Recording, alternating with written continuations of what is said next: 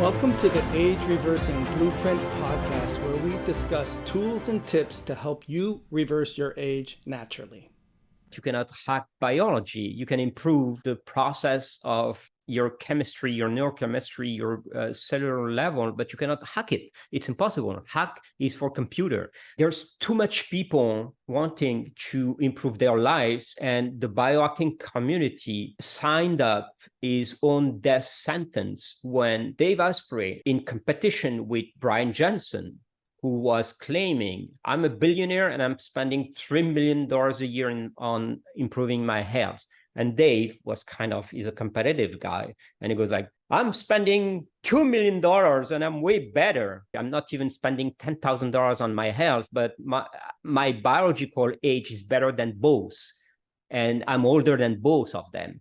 And I was looking at that and I said, like, there is no way that all the people on this planet will identify themselves to these guys. Like, is biohacking just for billionaire? That is not the purpose of it. So let's make it clear what people are wanting. They want to improve their life. What is the way to improve your life? There is so many natural and free processes that you can use. You don't have to buy infrared therapy. You can go outside. You can walk in the morning. You don't have to buy pills to make you digest and not raise your blood sugar after a meal. Take a freaking walk. It's free. So lifespanning was born because of that. And then on the other extreme, Brian Johnson and his team, like, don't die. I'm sorry.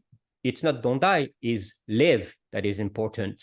Don't die. We're all going to die. So I looked at that and I said, like, I need a word that is addressed to these people to make them understand that everything can be free and everything is easy. It's not complicated. You don't have to have a PhD to understand the principle of life optimization. It's for everyone. This is my punk attitude in the industry, and I'm proud of the movement. I don't think that there is competition between biohacking, longevity, rational lifespanning. We are all on this freaking planet for the same thing, improving life.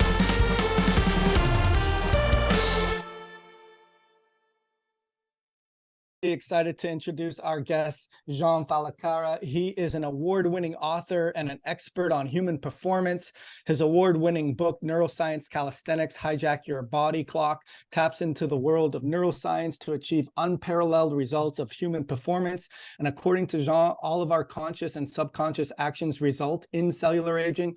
He reveals how one can hijack the body clock by using the powers of neuroscience. He's also known as Cyber Gains, and is a distinguished serial entrepreneur, scientist, athlete, and public speaker. He's based now in Miami, Florida, born in France, and he holds an engineering degree in biotechnology with a specialization in virtual reality and augmented reality from MIT, and has an academic background in biochemistry, immunology, genetics.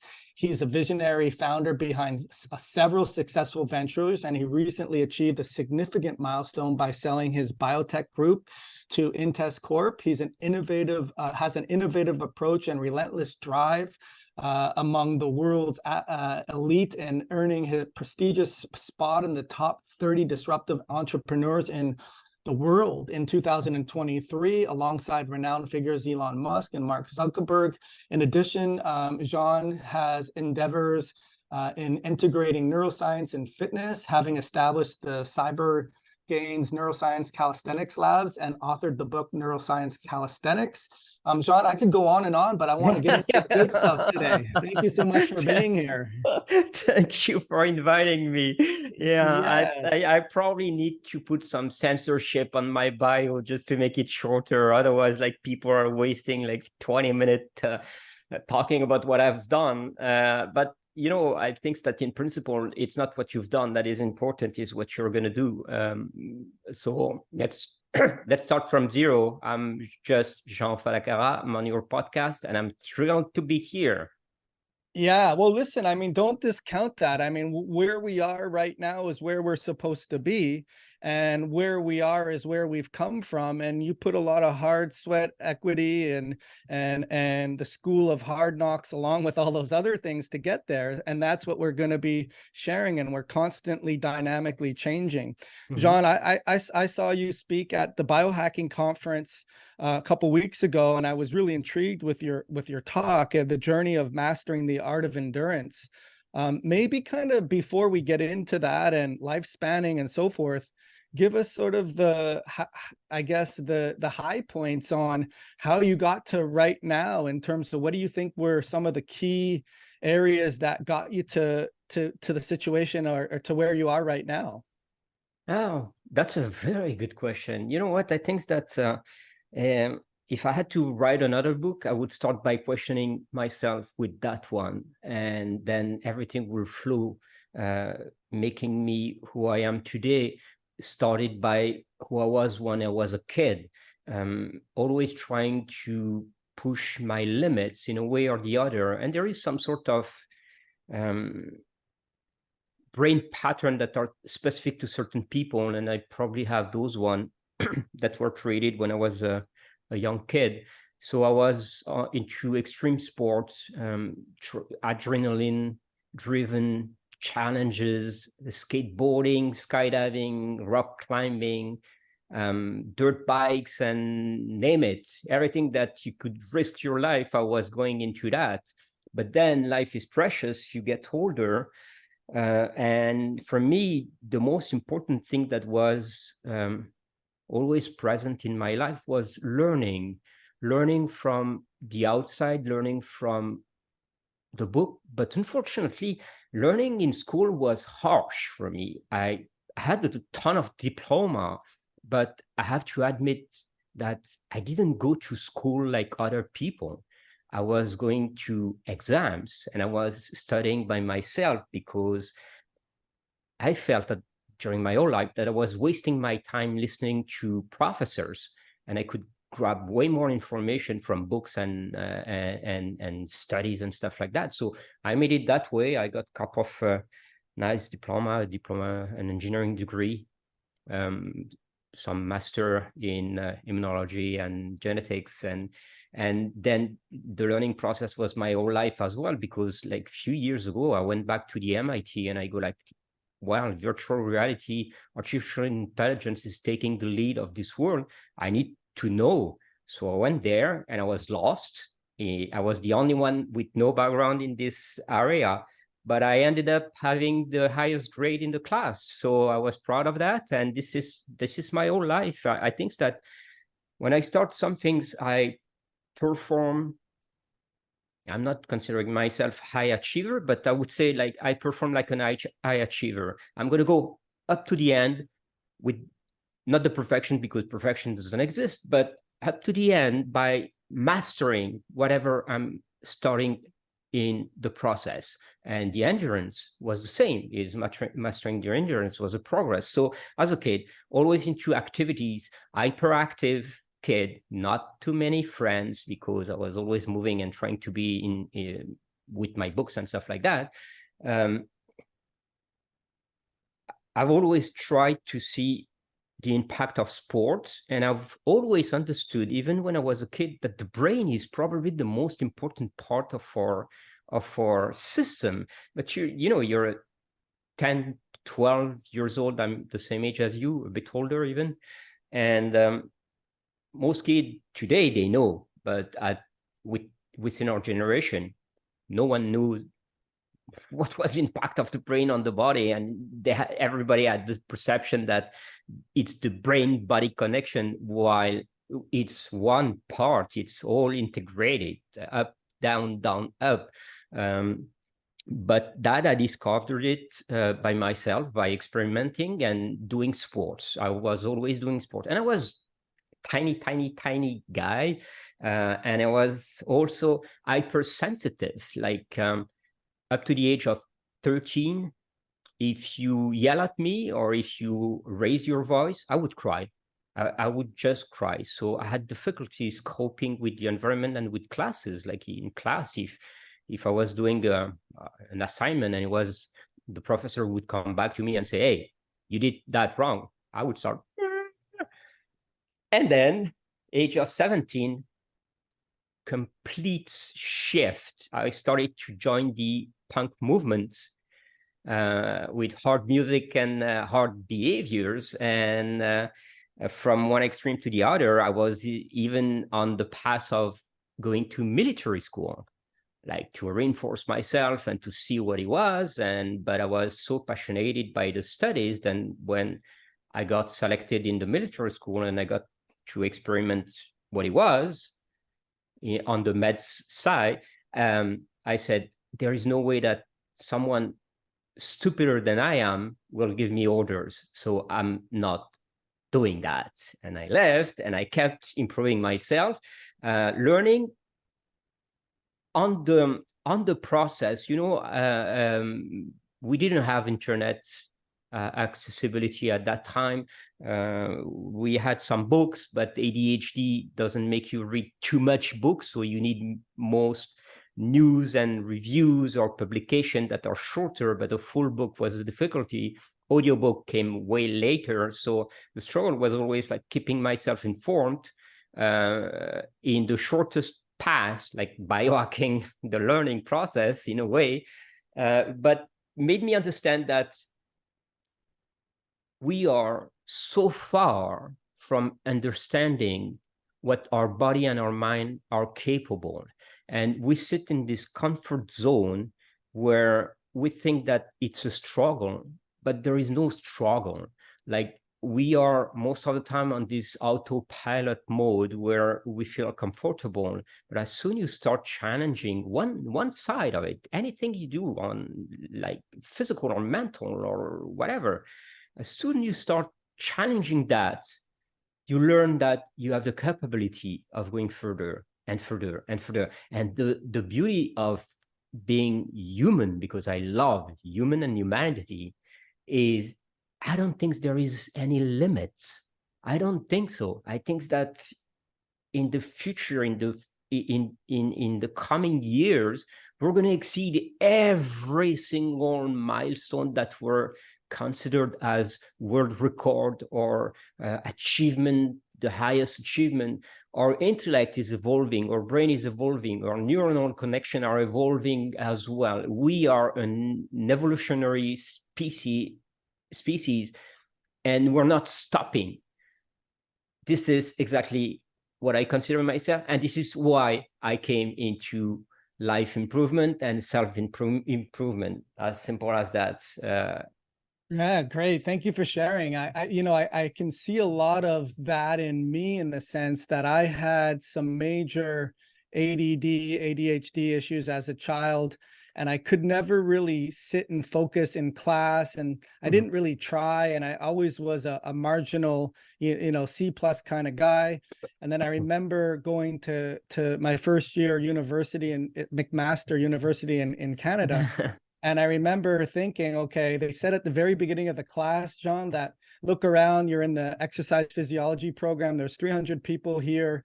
There'll be 150 people here next year. I was like, that was my goal. Okay, I'll just make it to 150. That's it. I played for the varsity soccer team.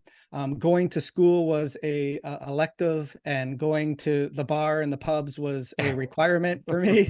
And I remember thinking, when I got the transcripts in the mail in the summer, it's like, all I wanted to see was may continue, right? Yeah. And it was nerve-wracking. I thought, oh my gosh, like I never, if I may continue, I'm never going to do this again, because I just, it's not a great feeling. Yeah. And so anyways, I remember for the first time, it's like, oh my gosh, it's amazing. If I actually study, this information is easy.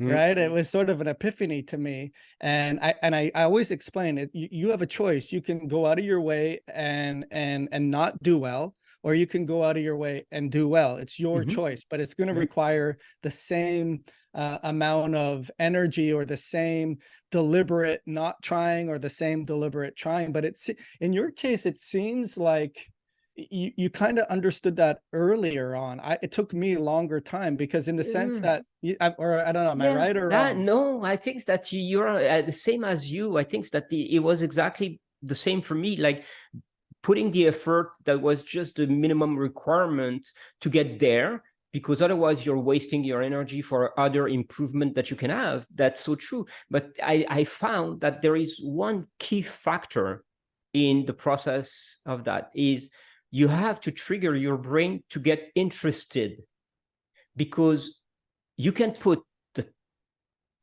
tons of effort to getting to that minimum level in some things that you're not interested, it's not going to work. But when you find what is interesting you in that specific module or whatever at school, for example, then it's easy. And the Right. effort, instead of being that big, become that small. And for you getting to the mark, it's like, okay, I'm going to read that and understand the principle. Then it's going to be an easy piece of cake to get there. Yeah, I think it's the same for you. Right. And Yeah. ADHD, it has this pattern anyway for people with ADHD. Yeah. Right. Well, I think it's a good segue into your talk in terms of endurance. And I guess that would be the question in terms of when did you understand that when you're interested and you put concentrated effort on it and you have the awareness and the breathing and the focusing on other things that you talked about, when did you realize that that endurance is those variables were essential for, and I guess that would kind of transition into extreme longevity Mhm. and Yeah, lifespanning, right? So definitely. when did you kind of figure that out? Okay, so I think that even young, I was always like trying to improve my endurance in all aspects. My father is a marathonian, so he was running marathon every week, and I was watching that, and I like to run, but not that much. I like to play tennis, but not that much. But I was always trying to see how far could I go. When I knew that, it was cool. The age of 19, and just a bit before, I was a radio host, and I was always into music vibes and beats. And then I became a DJ.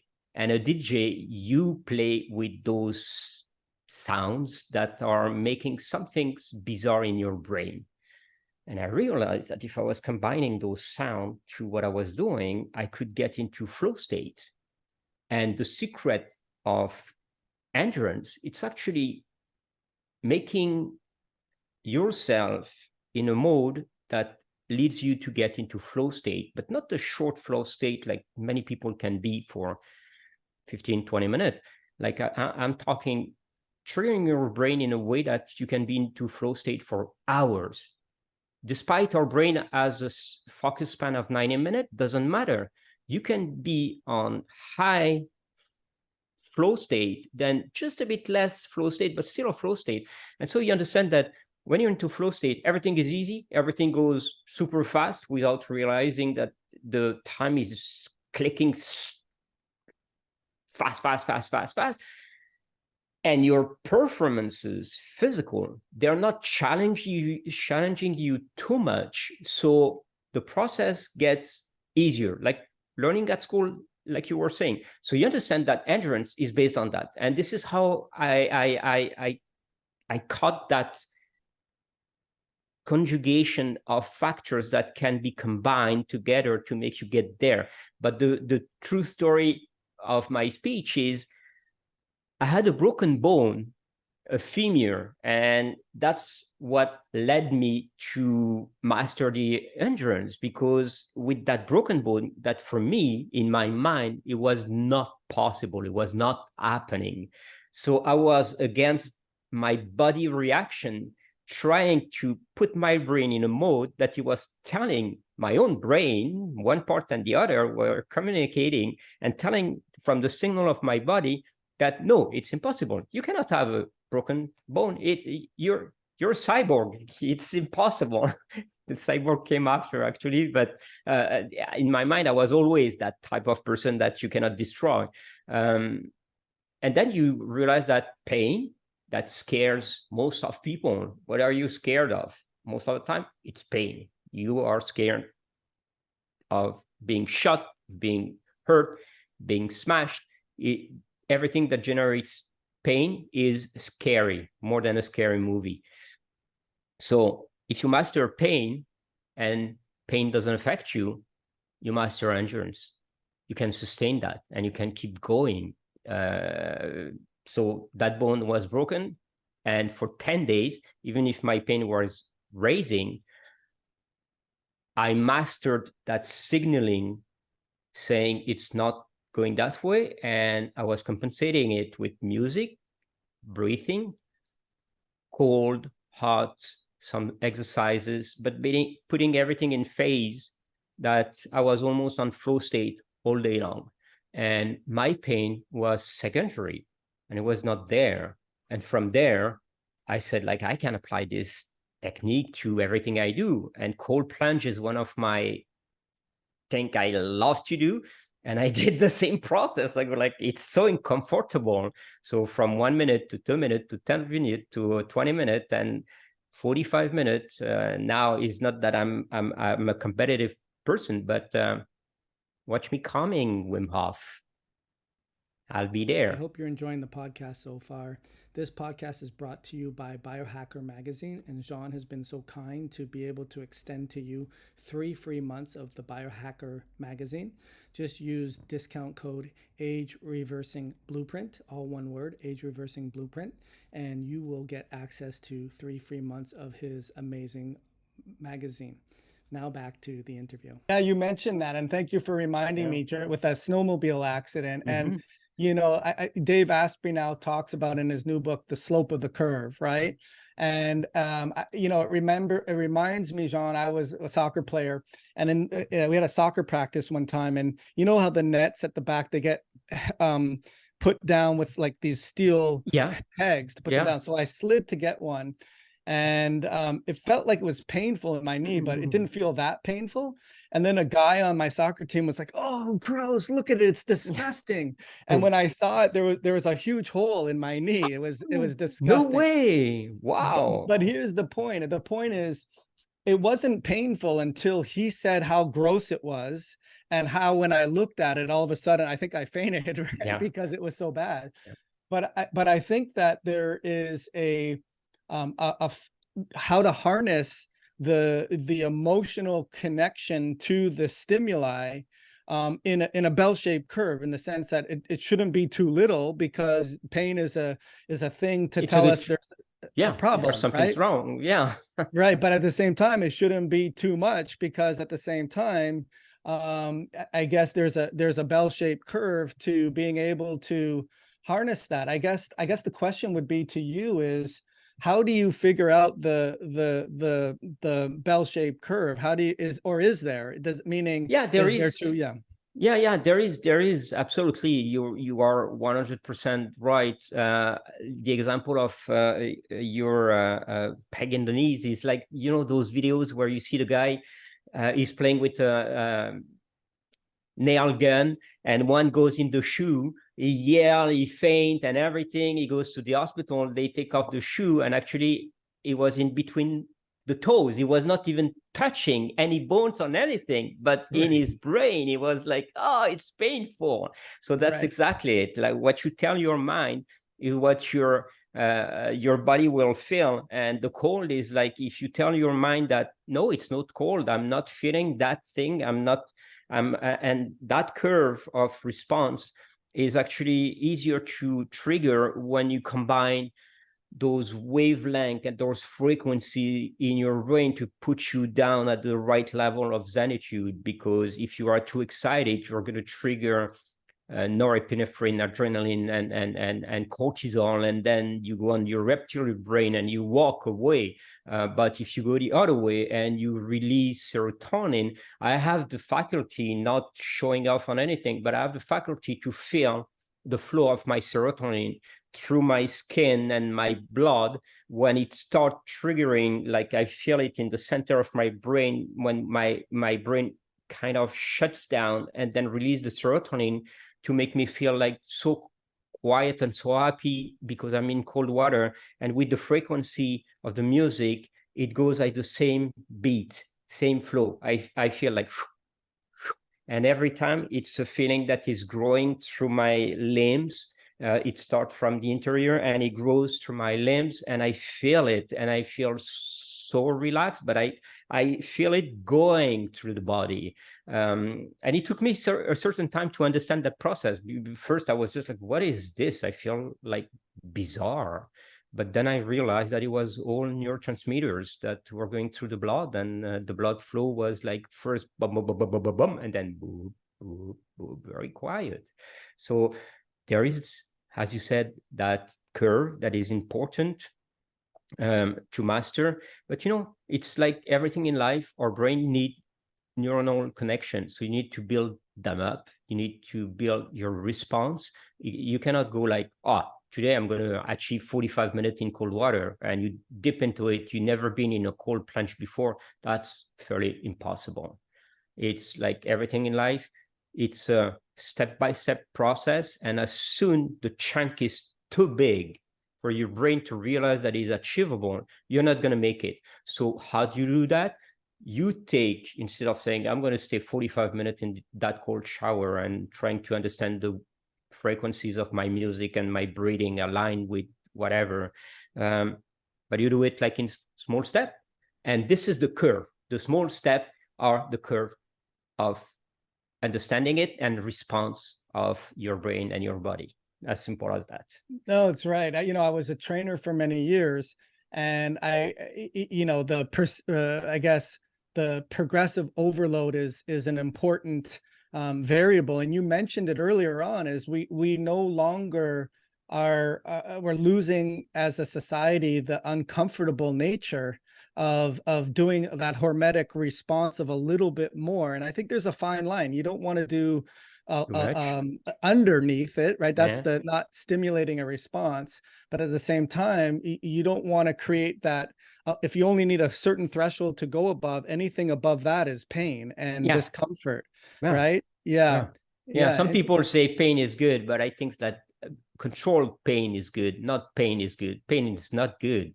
It's controlled pain that is good. Right. Just curious with the serotonin, when that gets released, does it get to a point where, on the other hand, where the adrenaline and the excitatory stuff are too much, does the serotonin can be too much where it takes you too into parasympathetic state? And in a down after, or in a hard recovery?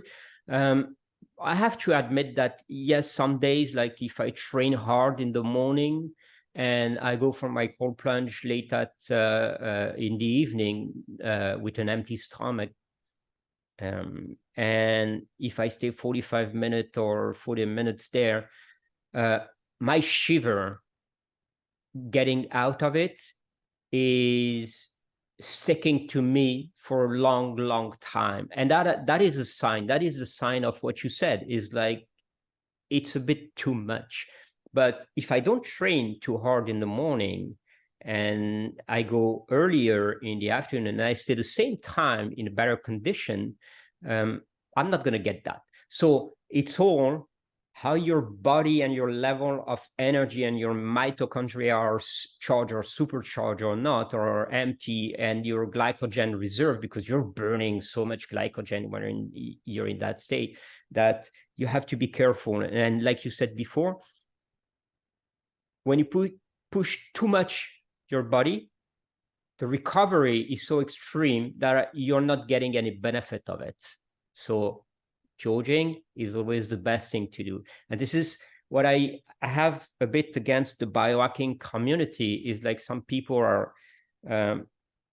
so fierce biohackers that they push themselves through everything, and then they get not just tired, but they get depressed by the overload of what they're doing, the overload of the biohacking, the overload of not having a life to live. Sport, endurance, learning, it's always based on the same principle. You have to do what is good for your body, what you are capable of understanding, assimilating, and memorizing. Otherwise, the benefit is gone. Yeah. No, it's interesting.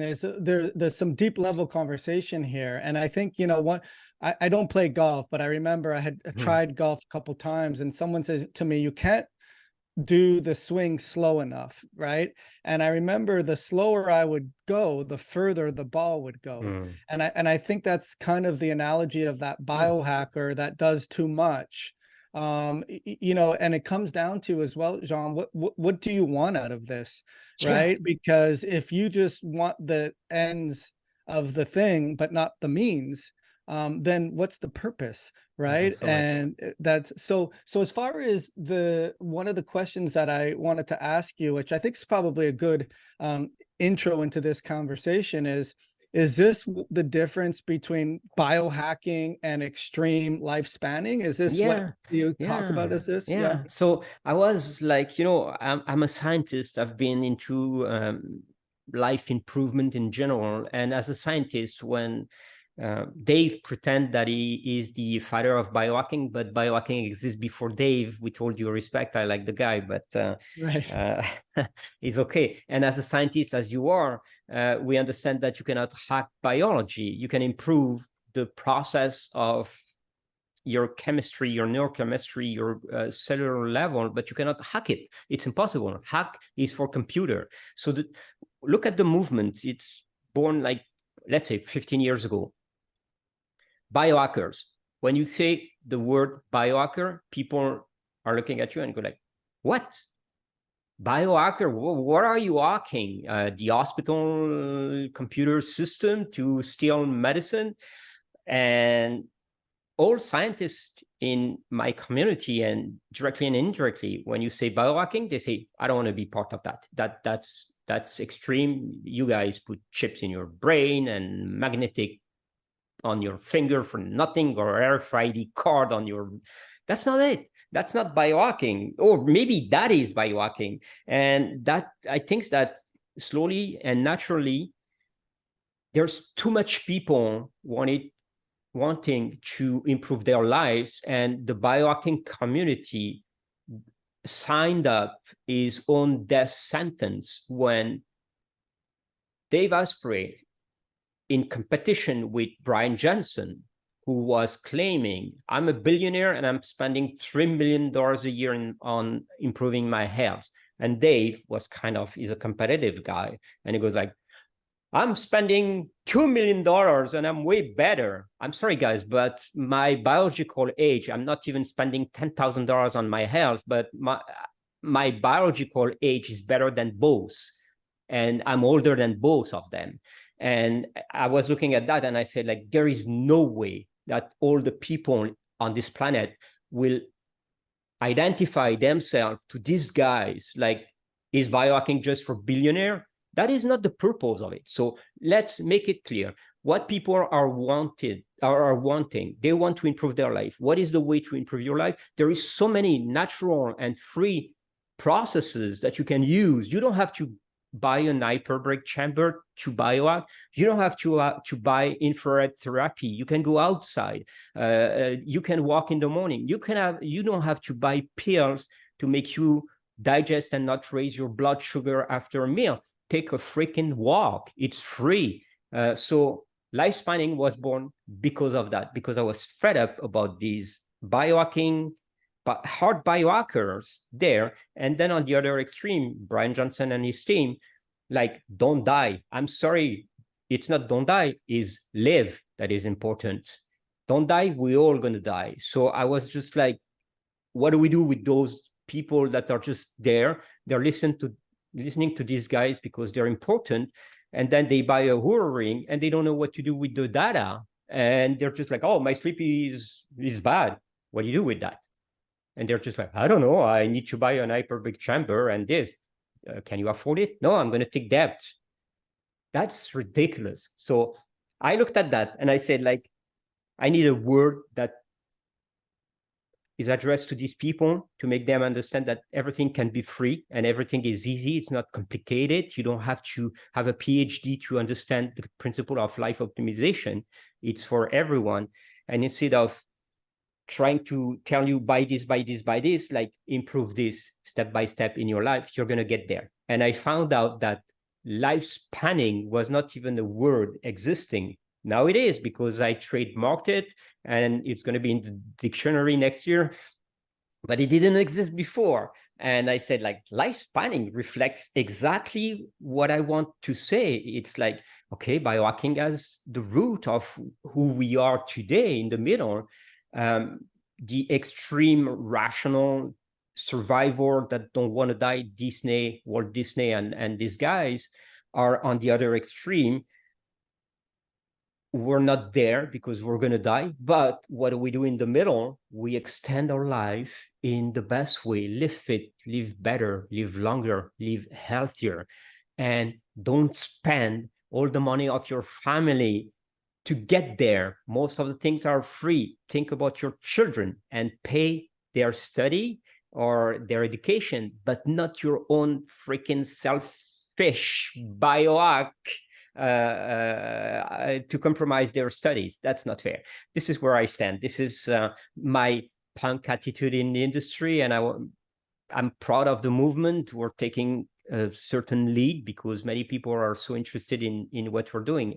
And to finish on that, you had those people in the longevity space that are doing fantastic things, and the biohacking industry always considered them as competitor. I don't think that there is no competition between biohacking, longevity, rational, lifespanning. We are all on this freaking planet for the same thing, improving lives. Why do we need to compete to help others? Shouldn't we just like make this world better? It seems cheesy when you say it, but it's so natural. Yeah, no, I love it. I love the term lifespanning. I do think biohacking is ill-appropriately named.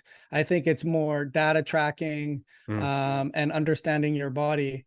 And I like the idea. So I'm just curious, because you purchased the Biohacking magazine. Is it going to be sort of like the analogy of Elon Musk that purchased Twitter? Are you looking at changing the name to the Lifespanning magazine? Or that's a good question, but I have to give respect to where the magazine is coming from, because it was the first and only magazine in the biohacking industry. So it's still perceived as the authority in terms of longevity. I think that it's mainly, maybe the name will change to Lifespanning magazine for sure in the long run, but is it necessary? If you make people understand that biohacking can be perceived as something's like the root of the optimization, and if you take biohacking 2.0, so you take biohacking, you add love, it gives you lifespanning. You don't have to get rid of biohacking, and you can keep the name of Biohackers magazine, which now is part of the Lifespanning Media Group. And we're coming up with big ideas. When I took over that magazine, my goal was like, the world of tomorrow is driven by virtual reality, extended reality. So instead of just reading on your computer or tablet or getting the print, because we do both, people are getting back to printed version. The next version of the magazine is going to be virtual reality. So you want to learn about meditation, you deep dive into the environment that you choose with the things you like, and then you're going to be guided on how to achieve each step that brings you to a state of meditation. And it's going to be way more useful than just reading, because you read an article on how to meditate and you start to meditate, you're not going to get there. If you have this learning process by being immersed, you're going to get there. So I want Biohackers magazine to become the first fully immersed magazine in longevity space available in the world. And this is where we're going. That's very cool. Yeah. Is it also choosing your own adventure kind of idea, where, as a kid, you have this book, they went to the basement or they went to the cemetery, you can choose. Is it incorporating this as well? Yeah, exactly. So for example, you go through a front door and you say, okay, what are the pattern and the surrounding that you like. You like to be on the ocean, or you like to be in the mountain, you like green, or you like blue. So you choose what you like. Then the environment is created according to your liking, to your personality. You like to walk into small spaces or open spaces. You like to hear this type of sound, or the birds, or the music. You choose all these small things that make actually your life better, and make you live longer. I call them like small buggers in life. All the things that you don't like the people honking on their car, or the noise that you don't like, those are buggers. So remove all those buggers, create your ideal environment, and then you're putting your brain on flow state. Mandatory. It's going to be on flow state because you have set the element that puts your brain in the way that you are so quiet, so at pace, so in peace, that you're going to get into flow state. And flow state is the best way to learn. So when you want to learn by reading the magazine, you're going to be so absorbed that the learning process will be an easy process. And the understanding of what biohacking or longevity or life spanning is, it's going to be absorbed, memorized, and you can use it in the future. That's great. I'm just curious, maybe, I don't know if this is a suggestion or a question, but you know, sometimes you get into a conversation with someone and you're telling the story, and then you have a side story because you want to give a little more context to this angle.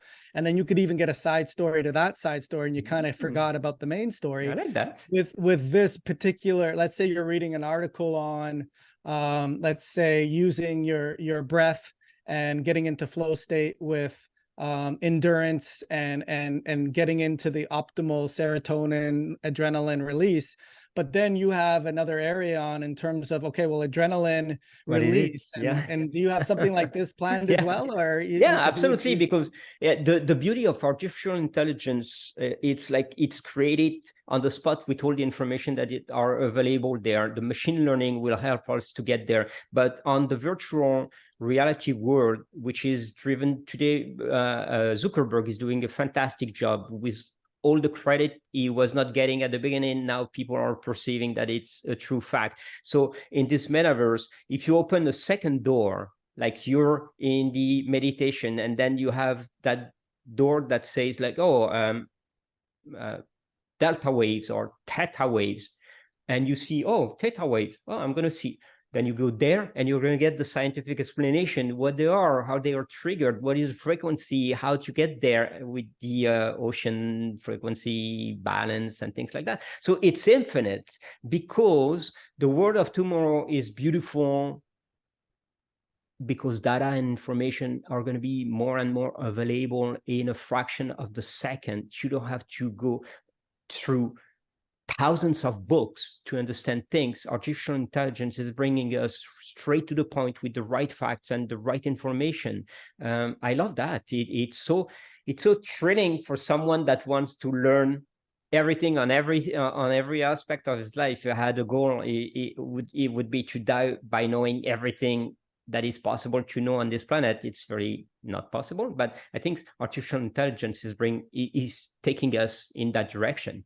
Yeah, it's exciting time. It is exciting times. I'm going to sort of be the Debbie Downer in a sense that, you know, when I moved from Canada to US, I felt this feeling of the best of the best and the worst of the worst, right? So as far as, let's look at the other side of the coin, because, you know, I also think that, I don't want to say the sky's falling, but you look at the youth of today, and the endurance is even worse because of EMFs and cell phones and dopamine and 24-hour Amazon and glyphosates in our soils, and the list goes on and on and on. Even just the glutamates and how toxic our world is.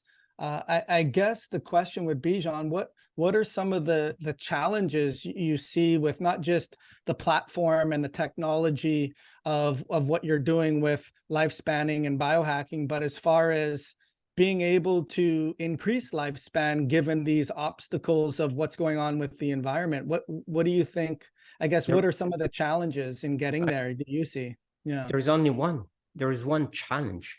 The crucial dilemma of our society falls down to educating our kids, why they are spending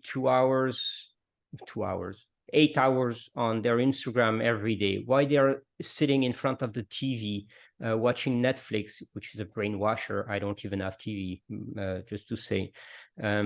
Why after meal, they go on the sofa, open up a bag of potato chip and a beer, if they're old enough, and they sit there. Why? It's because we, as parents, grandparents, we are the educators. We have the mandate to make the world better. And the impact of what we're doing every day is like what I said, everything impacts your biology. Every decision you make impacts your biology in a way or the other. This is exactly it. If you don't educate your kids to behave properly, to understand the negative aspect of certain behaviors, you're not going to get this planet in the right direction. And everything that we do, it's not even for just our kid now, because the way that you teach your kid is the way that they're going to teach their kid and their kid and the other. So think about that. Make your job as educator, give the world the right tool to understand why, the why of who we are since the evolution of the species, millions of years of evolution. In the last 4 or 5 generations, we are going down. We're not evolving anymore. We're going reverse. Obesity on the rise, heart attack and stroke and everything are going crazy. Why? Because our parents didn't do their job. And there's people like us trying to change that, to improve that. So how lifespanning is going to do that? Lifespanning has a platform in between the 6 platforms that we have, that is the Lifespanning Academy. And you take 12 segments of life optimization. There are about 12 parameters that optimize your life. And each of them become a lesson that you can take. And when you have a graduation on one, you can go on the second. And then if you have the 12 of them, you are a lifespanner.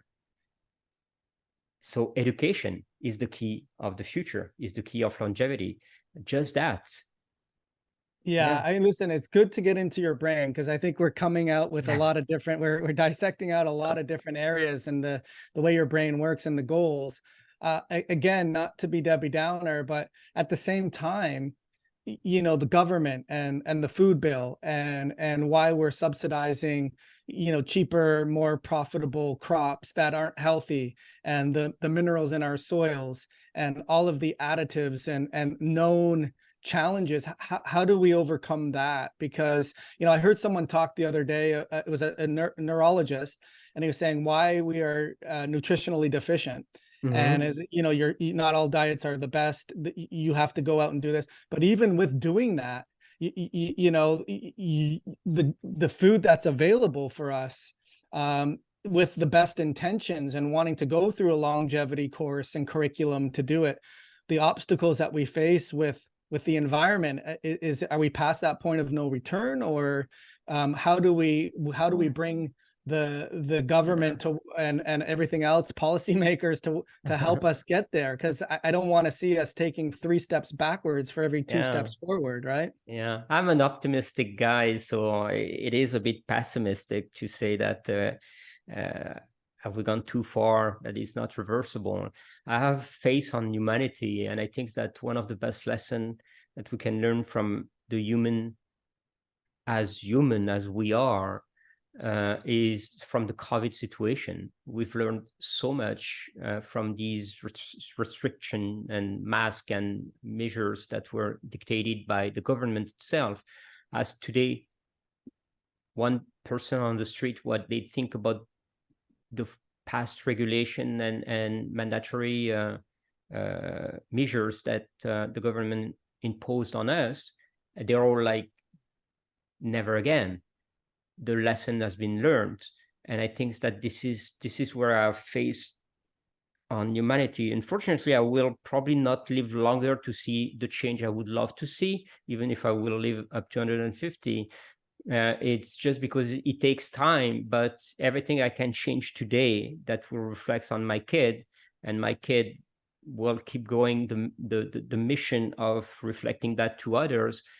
It's an impact in the right direction. And this is all I want to do, is like, I have faith in humanity. I have faith that people are understanding why the wellness industry is the fastest growing industry in the world, growing faster than AI, growing faster than the Bitcoin and all these cryptocurrency were at the time of their explosion phase. So if the wellness industry in general is growing that way, means like more and more people are paying attention to being healthier.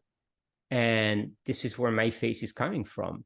I think that if everyone is paying a bit more attention, everyone is implementing one more step. So one day, I don't know when, but one day we're going to be almost optimized naturally by the way we eat, we move, we talk, we do everything. But it's a long process of evolution, and I'm a big fan. I'm a big fan of Darwin. Darwin shown that the evolution of the species is something that happens since day one to today, and I keep going in that direction. It's a Darwinism feeling that we're going to keep going, because in general the evolution of the species was not like a straight curve. It was like that.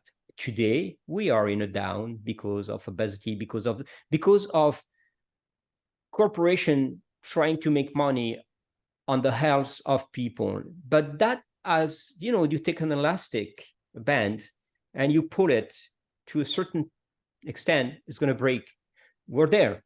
They pulled it so hard that now people are just like, no way, not anymore. So unfortunately, there's still people going to McDonald's and buying those food because it's an easy escape.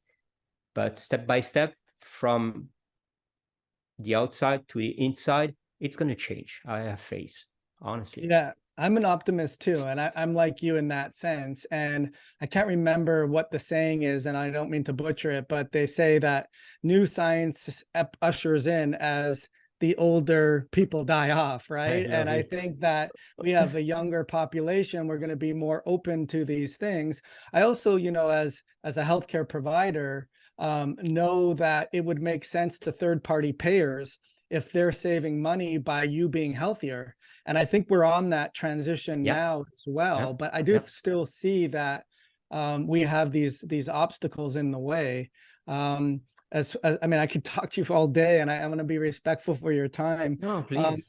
Yeah, as far as I'm curious to know, this is sort of off script, but with all the things that you've talked about today, what do you find are the key life-spanning tools or tricks or things that you do on a daily basis are key for the average listener who's not as sophisticated and they really want to increase their longevity? What do you see the things that are most effective for your journey so far, Jean?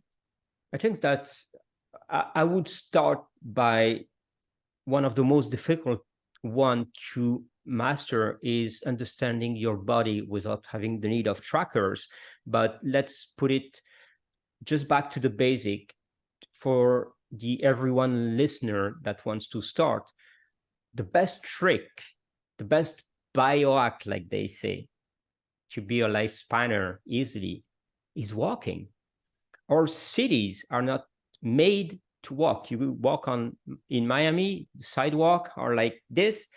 Street for cars are huge. And in Brickell, I don't know why people have cars. You can walk everywhere, but there is way more people taking cars than walking. So walk is the magic pill of everything. Is the magic pill of longevity, is the magic pill of digestion, is the magic pill of stressed brain, is the magic pill of reducing your cortisol, is the magic pill of insulin regulation, is the magic pill of blood sugar, is the magic pill even of getting obese. If you walk, you're not going to get obese. Whatever you eat, if you compensate long enough.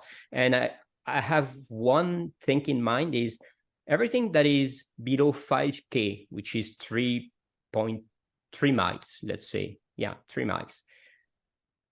Walk. Don't take a car. Walk. You go to a grocery, walk.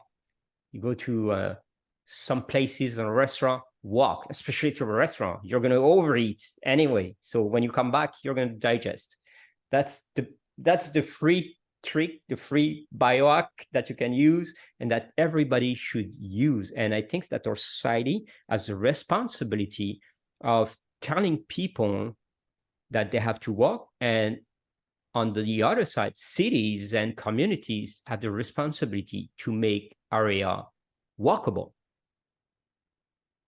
That would be awesome. It's a great answer. I do that all the time. I'm glad I do that. And I think with the bonus of, depending on what time of the day and the spectrum of light that you're getting, you get all that benefit as well too. Yeah. Okay, great. So then as far as maybe the next level of a slight investment, either a nutrient, a device, a philosophy, what would you go with the next level of what besides after walking? Yeah. So I would try to use everything natural, but I love sauna. I love cold plunges, as you know. But one gadget, because I'm a brain maniac and a brainiac. And I don't know if you remember the company Halo Neuro. At that time, they were doing transcranial direct stimulation for flow state and getting into neuroplasticity. So the key word is neuroplasticity. If you can trigger neuroplasticity on what you do, you learn faster, you run better, you memorize better. In the long process of testing so many things, infrared stimulation for the brain is fantastic, but there is one tool that is called neurovisor combined light flashing in patterns in 3 directions and music that goes with the flashing lights. And you can put your state of mind in less than 6 minutes in the way you want, like focus, relaxation, meditation, pre-sleep, or whatsoever. So if you're a bit short on time, which it's a paradox, we're not. Everybody has 24 hours. But let's pretend you still have 10 minutes in your life to use that tool. It's a great trick. It helps really to, you're on a stressful situation, meeting or whatever, right after that or right before getting into that meeting, you can use the neurovisor. It's a fantastic technology. They just came at the Amsterdam Biohacking Congress with a concept, one program that is called microdosing drug-free. That is kind of crazy interesting. Like I think microdosing is going to be part of our future in our society, putting our brain connection in the right pattern. But they can trigger the same effect as mushrooms without using mushrooms. That's exciting. Very interesting. That's exciting. Yeah. You know, I just had a patient that I was talking to this morning, and she's having major challenges. And, you know, like everyone has the Santa Claus bag of supplements, and then they read that this is going to be the next one. And I explained, listen, there's the way I look at it is I like to look at it as very easy concept, supply and demand. You have more supply, less supply of factors, energy production than the demand for it. And in this case, just like, you know, the 30,000 view foot, if I had more demand for income than supply for income, I'm going to have to make some decisions here. Am I going to keep food on the table? I'm going to, you know, keep the power on. And so that's the metabolic side of things, which is fuel. And we Yeah. know we deliver fuel in terms of glucose and oxygen and so forth. But the other side of it is activation. And I think that's the side that we don't focus in as much because it's not as sexy or it takes a little bit more Yeah. information. Yeah. But you know, just like you're talking about the neuroscience of calisthenics and being aware of how important your endurance and getting into flow state requires your mind to be conscientious and coordinated with your breathing. You have these tools that it's exciting, Jean, in terms of vibration, Mm-hmm. sounds, frequencies, uh, Light. Yeah. light. Yeah, very, Yeah. very exciting stuff. Yeah.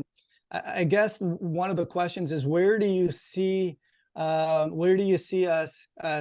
going in the or at least lifespanning or the Mm-hmm. biohacking and your vision? What's new on the forefront for you? I think that it's well, first of all, I love the approach, brilliant and very intelligent. And your similarity with the bags is, I'm going to use it. I love it. Yeah, That's good. that's very cool. Please So, do. Yeah. yeah, in the future, I think that we are understanding more and more the brain and the functionality of the brain. It's a complex machine. We probably will never understand it completely, but we're improving in that direction. And where again, our phase for something is like, if we understand our brain, we're going to understand the psychological effect and all these depression and anxiety that makes our society a nightmare.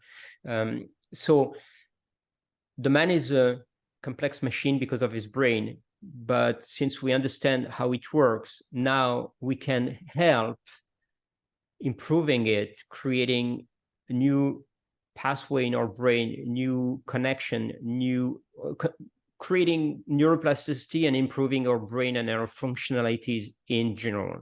The use of technologies in the future is fantastic for that reason. We're in a modern society. We understood that light and sound help the brain to be in that stage or that stage or that stage. Now we can use that to improve it and make us better. So every technology that comes in that direction is more than welcome. I see the future as human combining a bit of technology, but going back to the root of who we are. The natural elements are the one that make us live longer and better. Like you said before, if you walk in the morning with the sunlight, those are two parts of our brain that are exposed. They're not in the skull, but it's our brain. It's directly our brain. If you expose those two small parts to the sun, the benefit is not just like seeing the light and your mood during the day, your performances, and it goes up to your sleep at night that is dictated by this trigger that is a light stimulation into your eyes on our circadian rhythm and all the things. We're not going to go into those details, but those natural elements affect so much our behaviors. We need to relearn and reteach people how to use them. Yeah. Simple Yeah. as And that. it's not an easy task, but I'm an optimist like you. And I tell people like I'm a golf pro. And when you come to see me, you learn to swing the golf club so incorrectly. Not only do I have to teach you how to unlearn that, I have to teach you now to relearn, where I would have wished you just would have come to me without learning how to swing it so poorly in the first True. place. Yeah. I thought you were going to tell us about what's in the future personally. Is you have a record to break for Wim Hof and the breathing. Yeah. But I think, Yeah. my big goal is like, I've been a serial entrepreneur my whole life. And this is my 12th company that I'm starting running, like a merger acquisition and things, but many startup in my life. And when I left corporate America, I was supposed to stay another 3 years minimum with that company, but I couldn't cope because of my spirit with administrator and board of shareholders and whatever.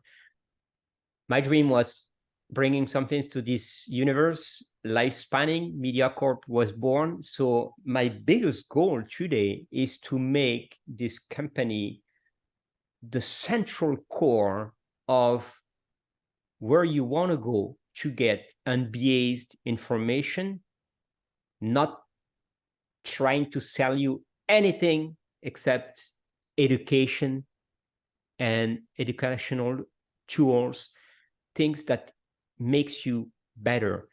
And I'm not going to push you to buy supplement, because there's tons of supplement, and we're actually in the structure of lifespanning, we're screening these things. We came up with lifespanning certified. It's like no more bullshit in this biohacking industry. I went to Los Angeles, and the guy was selling chocolate, and he said it's Biohackers chocolate. Yeah. What is the difference? Okay. Protein chips, you know. Yeah, Protein, come on, give me a break. Like everything is biohacking now. Soon you're gonna see, oh, I have a T-shirt, this biohacking T-shirt. Come on, okay, let's make it through. Let's stop thinking that people are stupid. And so this is what we're doing too with lifespanning. Like, we're gonna say, this is bullshit. This is not bullshit. If ever you want to buy a supplement, here is the list of supplement that you could buy, but don't buy these because you're going to be screwing up your system, like the concentration are not good inside or whatever.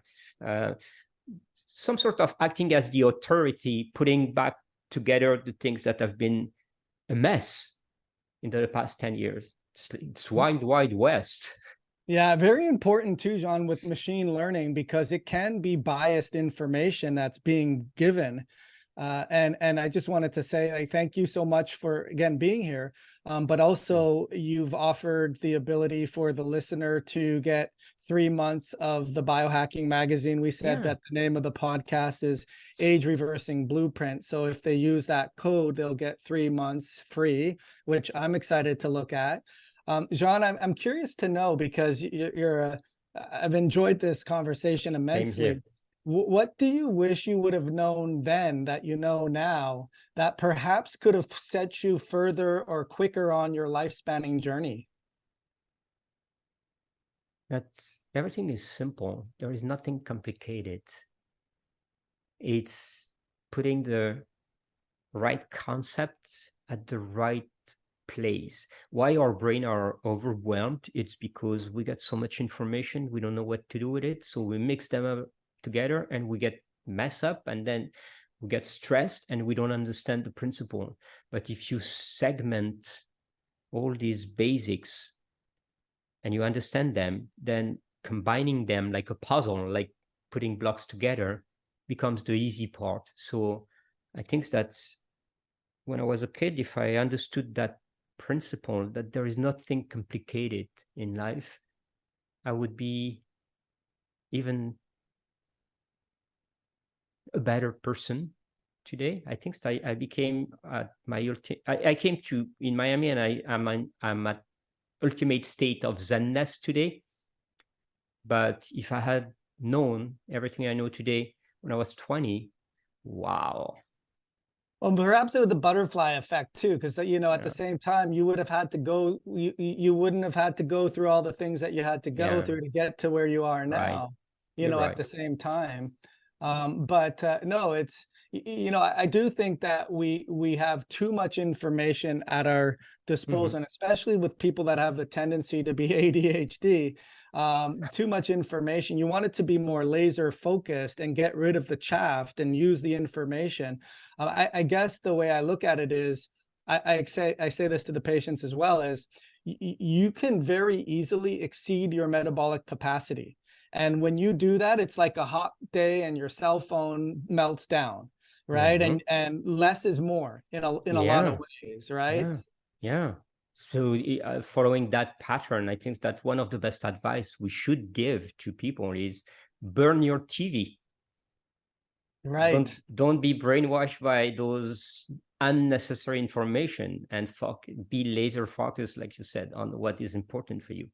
Yeah. Well, listen, thank you so much for your time here, Jean. Thank I'm you. It was an excited with your honor. mission. I love to Thank you. help out in any way. I feel I'm aligned with everything that you said today, and I have so much more to learn. I think the important thing is knowing what you don't know, right? And that's the Yeah, I thing. love it. It could be the Yeah. title of the article that you're going to write for a magazine. Right. Perfect. Well, I got lots more to come in there. I have 5 books in my brain that I need the endurance Nice. to be able to come out with at one time. So Cool. yeah, thank you so much. This is just the beginning, John, and I Thank you. appreciate your time. And I look forward to see and be on the sidelines to see how successful and how mission driven you become and the impact that you're going to make on the world. So thank you so much for being here today. Thank you. It was my honor to be on your podcast. It's awesome time. Hi, thank you so much for watching our Age Reversing Blueprint podcast. If you've made it this far, we sincerely thank you for your attention and your interest in reversing your age. If you're looking to get more information on today's topic or other podcasts that we've had, be sure to check out the show notes and be sure to check out drjoelrosen.com. Have an awesome day.